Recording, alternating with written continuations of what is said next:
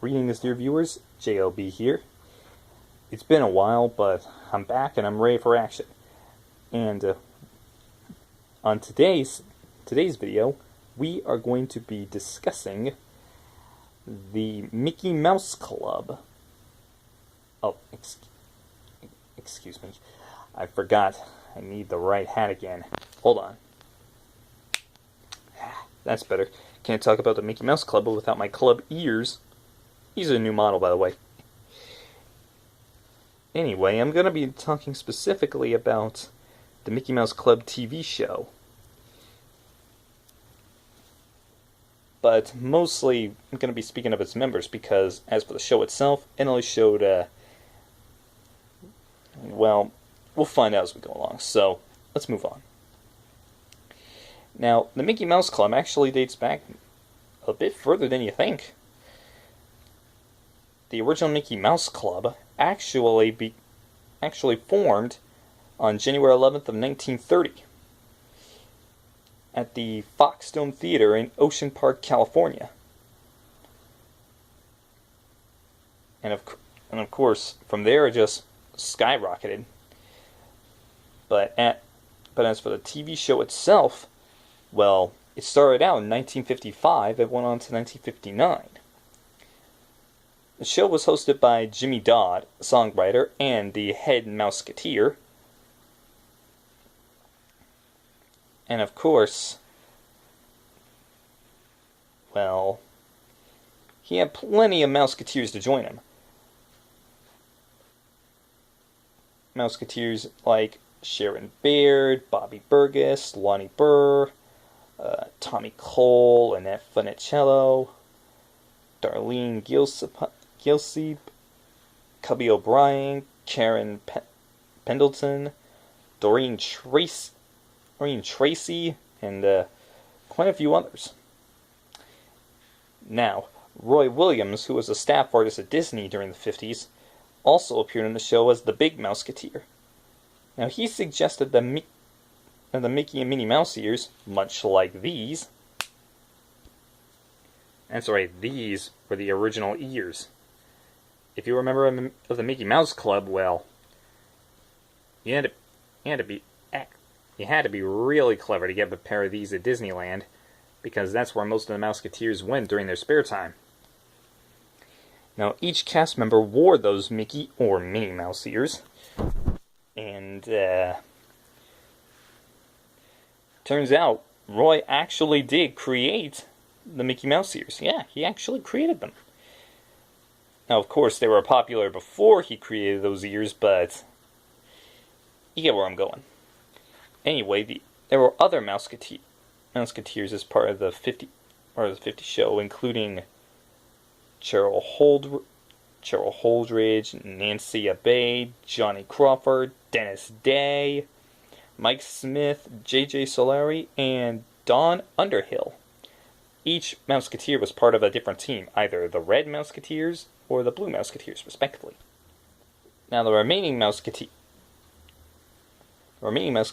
were, let's see, Don Argotti, later known as Don Grady,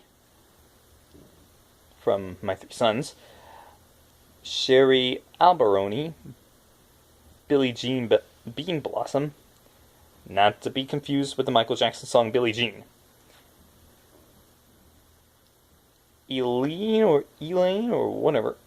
Diamond, Dickie Dodd, not related to Jimmy Dodd, Mary Espinoza, Bonnie Lynn Fields, Judy Harriet, Linda Hughes, Dallas Johan, John Lee Johan, Bonnie Lou Kern, Charlie Laney, and many, many others. Serials. It didn't feature any shorts like I said earlier. I apologize for that. It showed serials like Spin and Marty, the Hardy Boys, not to be confused with the WWE wrestlers, the Hardy Boys, Corky and White Shadow, Walt Disney Presents Annette, Adventure in Dairyland, the Jiminy Cricket Educational Series, The Adventures of Clinton Mack, Boys of Western Sea, and Border Collie. Now, the series ran on ABC for an hour each weekday during 1950, from 1955 to 1956, and when it brought in a second season in 1956 and 1957, from 5 to 6 p.m. Eastern Time, and only half an hour weekdays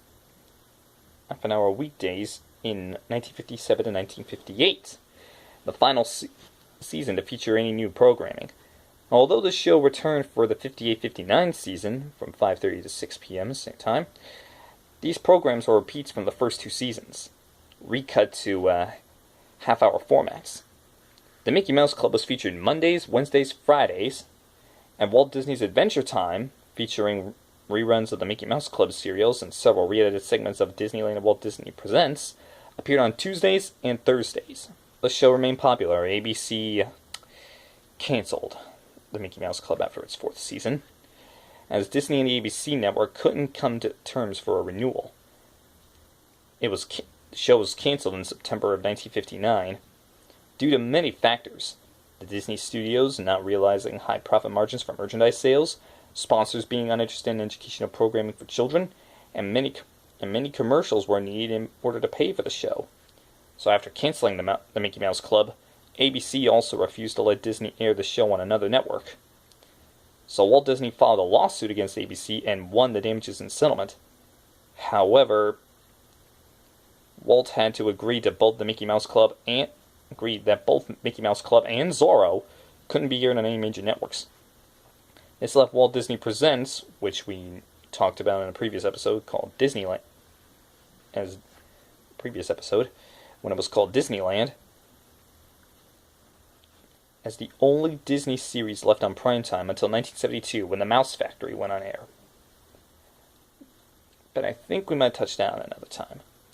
Now, the prohibition against major U.S. broadcast networks play of the original Mickey Mouse Club, or any later version, became moot when Disney acquired ABC in 1996, but no plans were announced for an ABC airing of any version of the Mickey Mouse Club produced between 1955 and 1996, or for a new network series. And we'll stop there for now. So, until next time, have a magical day, and I'll see you all for the next segment when we continue our talk about the Mickey Mouse Club, beginning with the 1977 revival. See you then.